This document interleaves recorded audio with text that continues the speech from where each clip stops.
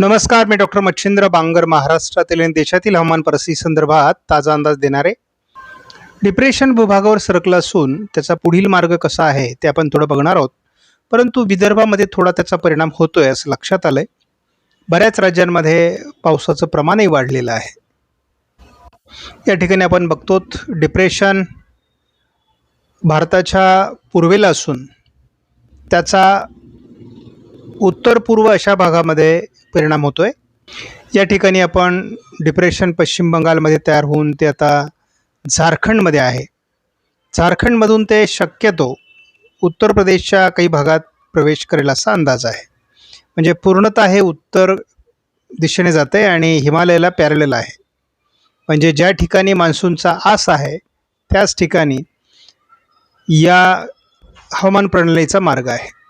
पुढच्या वर्षी 2027ला कोणत्याही परिस्थितीत दुष्काळ नाही, हे सर्व शेतकऱ्यांनी एकदा लक्षात ठेवा. मुद्दाम मी आपल्याला नोवा CPC ऑफिशियल NSO आउटलुकचा आजच्या व्हिडिओमध्ये देखील उल्लेख करतो. याचं कारण आहे, बरेच लोक आपल्याला घाबरवतात यावर्षी दुष्काळ आहे, पुढच्या वर्षी पण दुष्काळ आहे. परंतु एकूणच निनो इंडेक्स स्पष्टपणे दाखवतोय की त्याचा डिसेंबरपासून पुढे उतरता काळ सुरू होईल आणि अगदी एप्रिलपर्यंतच मोठ्या प्रमाणात त्याची घट झालेली असेल. त्यामुळे घाबरण्याचं कारण नाही.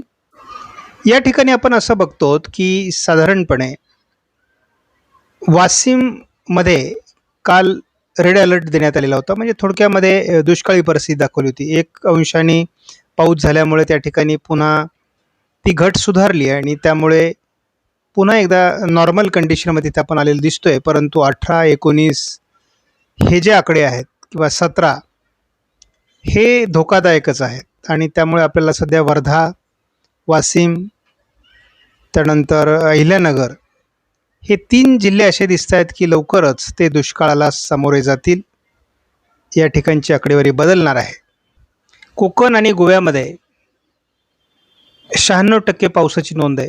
गोव्यामध्ये दुष्काळी परिस्थिती असल्यामुळे जवळपास 34 ते 35% घट असल्यामुळे कोकणातील घट अधिक दिसते, हे मात्र आपण लक्षात ठेवा. मध्य महाराष्ट्रामध्ये 12%ची आता वाढ आहे आणि या ठिकाणी एकूण 88% पाऊस झालेला आहे. मराठवाड्याची परिस्थिती आणखी गंभीर झालेली आहे. 21%वर घट गेलेली असून या ठिकाणी 79% पावसाची नोंद होते आहे. विदर्भामध्ये 18%वर विदर्भ पोहोचला आहे. त्यामुळे विदर्भामध्ये देखील 82%ची नोंद झालेली आहे. महाराष्ट्रात एकूण आता पावसाचं प्रमाण हे 95% 18 तारखेला नोंदण्यात आलेलं आहे आणि प्रत्येक दिवशी आपण बघतो की घट ही आता वाढत चाललेली आहे. राज्याबरोबर देशाचाही अंदाज आपण बघत असतो, परंतु देशाच्या अंदाजात आपण फक्त एकूण आकडेवारी आणि महाराष्ट्राची परिस्थिती बघत असतो. तर विदर्भ मराठवाड्यामध्ये राज्यात एकूण दुष्काळी परिस्थितीचा अंदाज देण्यात आला आहे आणि एकूण भारतामध्ये आता 13%ची नोंद आहे. म्हणजे 87% पावसाची नोंद सध्या भारतामध्ये झालेली आहे आजच्या तारखेला. आपण महाराष्ट्रातली परिस्थिती बघितली तर आपल्याला या ठिकाणी पाऊस होताना दिसतोय आणि हा पूर्णपणे डिप्रेशनचा प्रभाव आहे. त्यामध्ये थोडं कोकणाकडून ओढल्या गेलेल्या वाऱ्यांमुळे देखील पाऊस होतोय आणि हा देखील डिप्रेशनचाच प्रभाव आहे.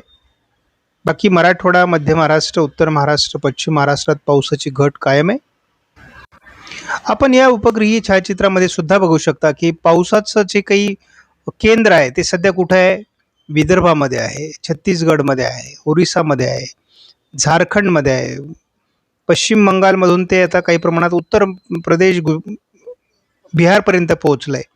त्यामुळे सध्या जो काही पॅटर्न आहे पावसाचा तो मान्सूनच्या आस म्हणजेच हिमालयाला पॅरलल असलेल्या ट्रफच्या दृष्टीने वातावरण अनुकूल आहे. आपण जर 2023चा मान्सून रिटर्न बघितला तर या ठिकाणच्या तारखा महत्त्वाच्या आहेत. आपल्याला फक्त तारखा बघायच्या आहेत. तर साधारण या ठिकाणी आपण असं बघतो की 5 ऑक्टोबर ही आपल्यासाठी महत्त्वाची तारीख आहे महाराष्ट्रासाठी. महाराष्ट्रामधून मान्सूनच्या परतीच्या प्रवासाला 5 ऑक्टोबरला निर्धारित तारखेनुसार सुरुवात होते आणि तो 10 ऑक्टोबरपर्यंत साधारणपणे महाराष्ट्रातून बाहेर पडतो. अशा प्रकारचा एक कयास आहे किंवा एक निर्धारित तारखा आहेत. त्यामुळे आपल्याला अवघ्या 5 दिवसाचा कालावधी महाराष्ट्रासाठी मिळतो. परंतु त्या काळामध्ये मान्सूनचा जो आस असतो किंवा ट्रप असते ती महाराष्ट्रात असते आणि त्यामुळे आपल्याला या कालावधीमध्ये ऑक्टोबरच्या चांगल्या प्रकारचा पाऊस होतो, काही स्थानिक पाऊस होतो, कमी दाब येतात. त्यापूर्वी देखील म्हणजे जसं आता मान्सूनचा परतीचा प्रवास एकदा सुरू झाला की मग त्या दिशेने राजस्थान, गुजरातच्या बाजूने फारसे कमी दाब, डिप्रेशन जात नाहीत आणि त्यामुळे मग ते रोखले जातात. परंतु दरम्यानच्या काळात एकदा परतीचा प्रवास सुरू झाल्यानंतर महाराष्ट्रापर्यंत पाऊस येतो आणि मग महाराष्ट्रात चांगला पाऊस होतो आणि ती परंपरा आपल्याला याही वर्षी बघायला मिळेल.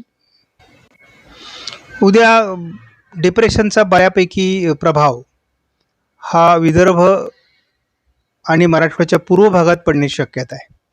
त्यानंतर कोकणामध्येही थोडा प्रभाव आहे. ही सिस्टम थोडी उत्तरेला सरकत असल्यामुळे मग विदर्भातील प्रभाव थोडासा कमी होईल. कोकणातही त्याचा प्रभाव हलकासाच असणार आहे आणि 21 पासून मग महाराष्ट्रातील स्थानिक वातावरणावर आपण डिपेंड असू. वादळी प्रभाव आपल्यावर फार असणार नाही. सेफेस्ट मॉडेल आपल्याला साधारण 25 तारखेपर्यंत विदर्भात पाऊस दाखवते, कोकणात पाऊस दाखवत आहे आणि एक कमी दाब हा महाराष्ट्राच्या बहुतांश भागाला व्यापेल हा अंदाज सेफेसचा कायम आहे. त्यामुळे आपण तो अंदाज पुरत दाखवलेला आहे. जेएफएस मॉडेलने आपल्याला विदर्भामध्ये पावसाचा अंदाज दिलेला आहे आणि आपण जरा जेएफएसचा 3 दिवस पुढचा अंदाज बघूयात. 20 तारखेला मात्र हे सिस्टम उत्तरेला सरकेल असा अंदाज आहे.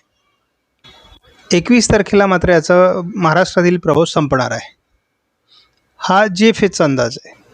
आता आपण उद्या ECMW मॉडेलनुसार बघितलं तर नागपूर, भंडारा, गोंदिया, चंद्रपूर, गडचिरोली या जिल्ह्यात वादळी प्रभाव आहे. 20 तारखेला हा प्रभाव या भागात कायम आहे. 21 तारखेला देखील नागपूर, भंडारा, गोंदियामध्ये पावसाचा अंदाज कायम आहे. 22 तारखेला देखील अमरावती, वर्धा, नागपूर, भंडारा, गोंदिया जिल्ह्यात पावसाचं वातावरण कायम आहे आणि ह्या काळात घाटमाथ्यावर देखील पाऊस श्रावण सरींच्या स्वरूपात असेल. सध्या नांदेड, लातूर, सोलापूर, धाराशिव या काही भागात पावसाळी वातावरण आहेत. आपण जर हा अंदाज थोडा पुढे सरकवला तर विदर्भाच्या दिशेने थोडं वातावरण आहे. नागपूर, भंडारा, गोंदिया, चंद्रपूर, गडचिरोली रात्री वातावरण असण्याची शक्यता आहे. उद्या दिवसभरातही विदर्भात वातावरण आहे. कोकणात हलक्या ते मध्यम सरी होत राहतील. विदर्भावर सातत्याने या सिस्टमचा प्रभाव राहण्याची शक्यता आहे. विदर्भाच्या जवळ ही सिस्टम आहे. मात्र 20 तारखेला किंवा 21 तारखेलाही उत्तरेला सरकण्याची शक्यता आहे. हा ECMW मॉडेलचा अंदाज आहे. त्यामुळे नागपूर, भंडारा, गोंदिया या जिल्ह्यात 2-3 दिवस पावसाचा अंदाज कायम आहे. 22 तारखेला मात्र हा अंदाज बदलतोय.